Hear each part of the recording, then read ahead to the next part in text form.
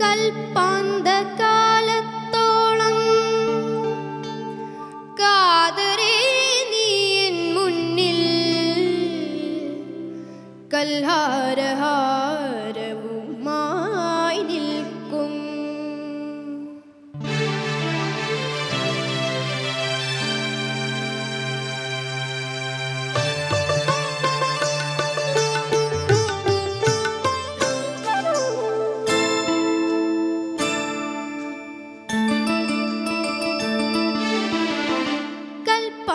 കാലത്തോളം കാതരേ നീ എൻ മുന്നിൽ കൽഹാരഹാരവുമായി നിൽക്കും.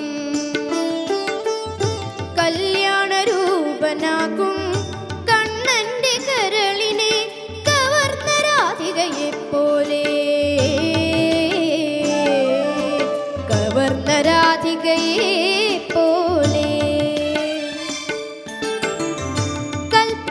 കാലത്തോളം കാതരേ നീ എൻ മുന്നിൽ കൽഹാരഹാരവുമായി നിൽക്കും.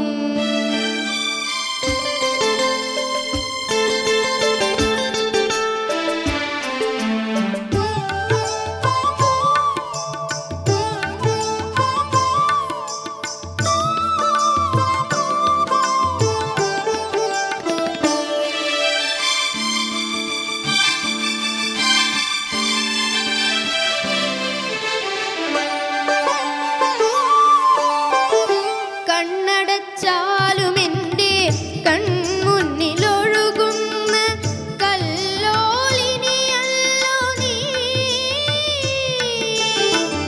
കണ്ണടച്ചാലും എൻ്റെ കൺമുന്നിലൊഴുകുന്ന കല്ലോലിനിയല്ലോ നീ.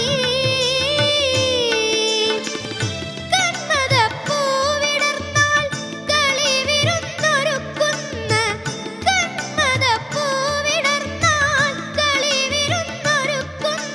കസ്തൂരിമാനല്ലോ നീ, കസ്തൂരിമാനല്ലോ നീ. കൽപ്പാന്ത കാലത്തോളം കാതരേ നീ എൻ മുന്നിൽ കൽഹാരഹാരവുമായി നിൽക്കും.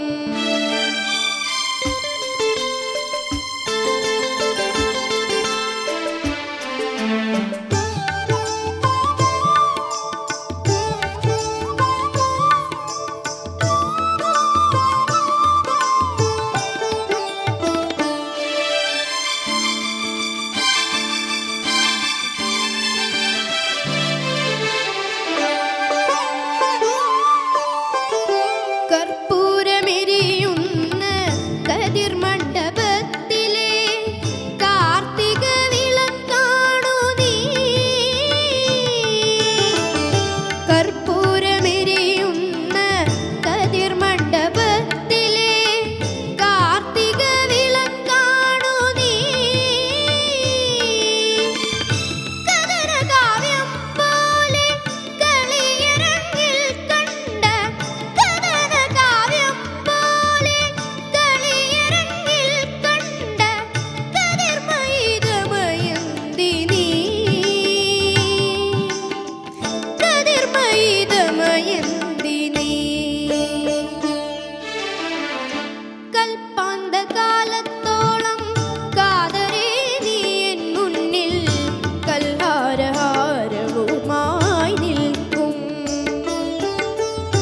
കല്യാണരൂപനാകും കണ്ണന്റെ കരളിനെ കവർന്ന രാധികയെപ്പോലെ, കവർന്ന രാധികയെപ്പോലെ. കൽപ്പാന്ത കാലത്തോളം കാതരേ നീ എൻ മുന്നിൽ കൽഹാരഹാരവുമായി നിൽക്കും. Thank you.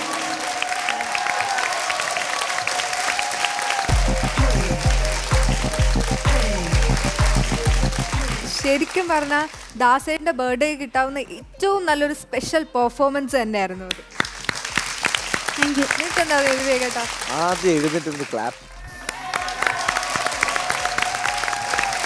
അബിക്കുട്ടൻ്റെ വഴി ദാസാറിന് കൊടുക്കാൻ പറ്റിയ ഏറ്റവും നല്ലൊരു ഗിഫ്റ്റ്, അതായത് നമ്മുടെ ഇമ്മിണി വലിയൊരു ഫാൻ എന്നുള്ളൊരു ഷോയിൽ നിന്നും നമുക്ക് ദാസേട്ടൻ്റെ ബർത്ത്ഡേക്ക് ദാസേട്ടന് കൊടുക്കാൻ പറ്റിയ ഏറ്റവും വലിയൊരു ഗിഫ്റ്റാണ് ഇപ്പോൾ നമുക്ക് അബിക്കുട്ടൻ വഴി കൊടുക്കാൻ പറ്റും. Thank you. അതും ദാസേട്ടൻ്റെ ഫാനായിട്ടുള്ള ഒരാളുടെ കയ്യിൽ നിന്ന് നമ്മളെല്ലാം കൂടെ നമ്മൾ കൂടെ നിന്നാൽ മതി, പുള്ളി കൊടുത്തോളും. നല്ല വണ്ടർഫുൾ ആയിട്ട് പാടിയിട്ടുണ്ട്, ബ്യൂട്ടിഫുൾ ആയിരുന്നു. ഒരു ഫാൻ നിലയ്ക്ക് സാറിന് കൊടുക്കാൻ പറ്റിയ ഏറ്റവും ബെസ്റ്റ് ബർത്ത്ഡേ ഗിഫ്റ്റ് ആയിരുന്നു. Very humble tribute Yeah. to the legend. Happy birthday ദാസാർ. സൗഭാഗ്യ. അഭിനന്ദ് ബ്യൂട്ടിഫുൾ ആയിട്ട് പാടി മോനെ.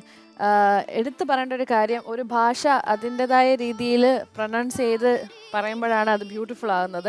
മോൻ ആ ലാംഗ്വേജിനെ നല്ലോണം യൂസ് ചെയ്തു, നല്ല പ്രൊനൗൺസിയേഷൻ, അത് കേൾക്കുമ്പോൾ നല്ല രസമുണ്ട്. ഒരു ഭാഷ അതിൻ്റെതായ രീതിയിൽ സംസാരിക്കുന്ന കേൾക്കുമ്പോൾ അതിനൊരു പ്രത്യേകതയുണ്ട്.